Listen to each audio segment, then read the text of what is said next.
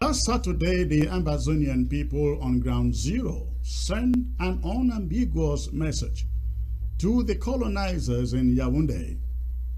The message was about their unflinching resolve and support for the war of independence they have been locked in for the past 7 years.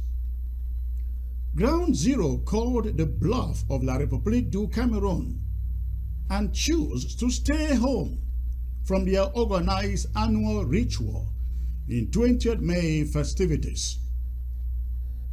La République du Cameroon had methodically set out to use this ceremony to proclaim victory over Amazonia and to announce the end of the resistance, the end of the war, and the beginning of peace and greater unity.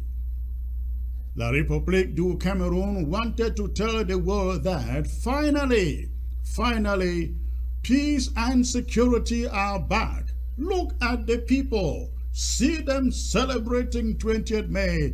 And so, life returns to normalcy. That was meant to be the message. But thanks to the boycott, the plan was punctured. And I guess the war leaders in Cameroon should be now back to the drawing board, wondering what next to do. Yes, they will certainly return to the drawing board. But the message is sent. The message is sent already, loud and clear enough, at least to those in the leadership in Cameroon who still have ears to hear and who can rightly contextualize the meaning of the message. The message sent by this boycott, the 20th May boycott, is that 20th May, that 20th May referendum of 1972 remains a fraud against the sovereign people of the former West Cameroon, Amazonia. It was never supposed to happen. The message is that the Southern Cameroons and La République du Cameroon remain two separate nations, whether they want it, like it or not. The message is that Cameroon cannot continue to impose her will on the free people of Amazonia, that no level of intimidation, arrest, torture, imprisonment, and killings will puncture this idea of a free and independent Southern Cameroon's Amazonia. Perhaps even more importantly, the message is that it isn't the diaspora that is pushing for separation. It is the millions on the ground, those same masses that boycotted 20th May, that they are the ones propelling separation, not the diaspora. The diaspora is only being supportive. That was the message that our people sent on 20th May. Prior to the 20th May, La République du Cameroon had for months made believe they have depleted or killed almost all the ARF, that normalcy was fast returning, that only a pocket of resistance is left. As 20th May was approaching, the generals were under special instructions to cleanse the territory of all remnants of the ARF. They had conceived this 20th May to be the occasion in which they officially proclaim victory over Amazonia.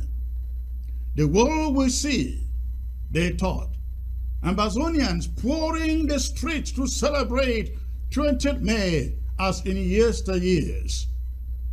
May the good Lord bless you all for denying La République du Cameroon that victory and the message. But it doesn't appear like La République du Cameroon, ladies and gentlemen, was all optimistic in our planning. They seem to have perceived some disgrace early enough. For the first time in some communities, their army forced school children and civilians arrested on the street and got them uniforms to go out to participate in the 20th May parade 3 days before the event proper. You have seen some of the images. In Tombe, for example, the 20th May parade took place 3 days before the actual date to avoid, I guess, the wrath of the Amber Boys. In Mamfe and Mbengwe, pockets of the military were hastily assembled to stage the march past one day before 20th May. If anything, Kumba didn't look like 20th May event was in town. It was grounded in its entirety. Of course, Bamenda and Boya too were grounded, even though prisoners from the DDRO centers were ferried to the Commercial Avenue ceremonial ground and Bongo Square to join the military in the parade that lacked the grace of the most needful, the civilian population. They stayed home. They locked themselves home, preferred not to go back to their vomit.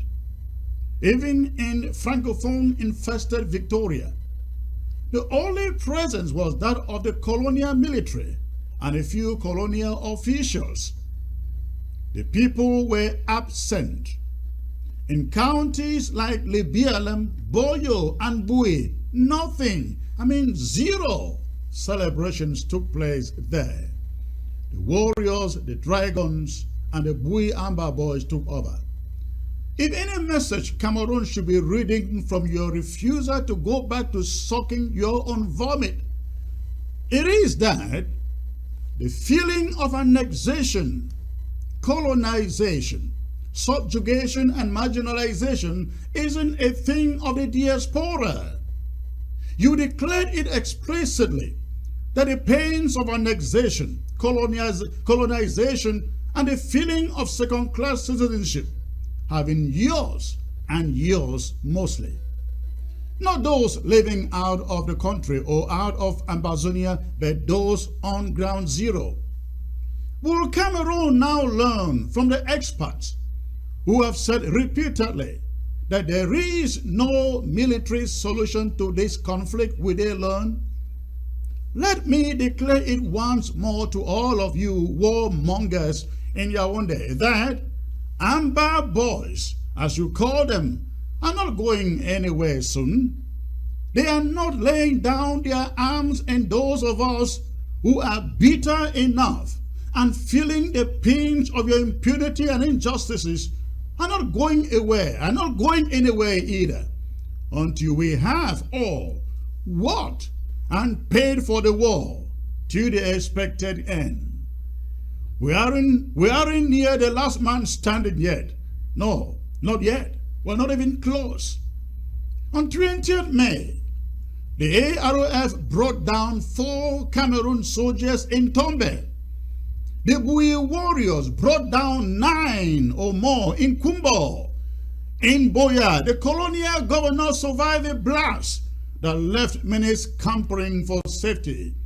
In Menji, in Libialem, we are told of an ambush that left La République du Cameroon soldiers right there in Menji, with many of them injured. In Boyo, La République du Cameroon recorded casualties too. We had presence also inside Douala that took La République du Cameroon by surprise. The brave and courageous Amber Boys deserve our praise and our support. They made us proud. They did their job. Let me renew the promise here. We here at this interim government will continue to support every AROF on the ground that proves its commitment to the war.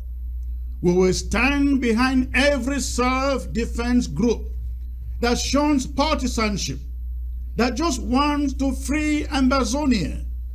And all of us must support them too, not by word of mouth, but by our financial commitment. Having said that, let it be very clear also that fighters that are in the habit of harassing civilians, kidnapping for ransom, and imposing illegal levies on civilians have no role, no place or part in this struggle. And I promise you that if we can't get you, we will make sure you are giving up. Don't mess up the work of good and dedicated fighters who are sacrificing their time and their lives in the bushes to free Amazonia. If there is anything we should learn after 7 years of fighting, it is that negotiations will not give us a free Amazonia, no matter how eager we may be for one. Referendum either won't give us a free Amazonia. Conferences will not give us Amazonia. The only thing that for sure will give us a free and independent Amazonia is firepower. We have held a lot of people to Cameroon bound for 7 years in spite of their professional training, their money, and their ammunition, thanks to our ability to sustain firepower. Firepower. We are well able to hold on to this thing to the chagrin of Cameroon for as long as they remain intransigent. Let's blow up the fire and smoke everything in Cameroon Army uniform out of our territory, one by one, county by county, by firepower.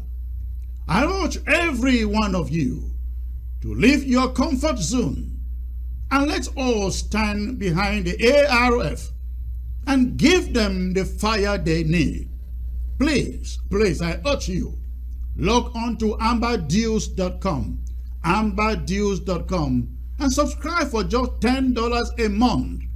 And we died, I promise you, we will hold on the fire, and Cameroon will never have the opportunity to shout victory. No, will never happen.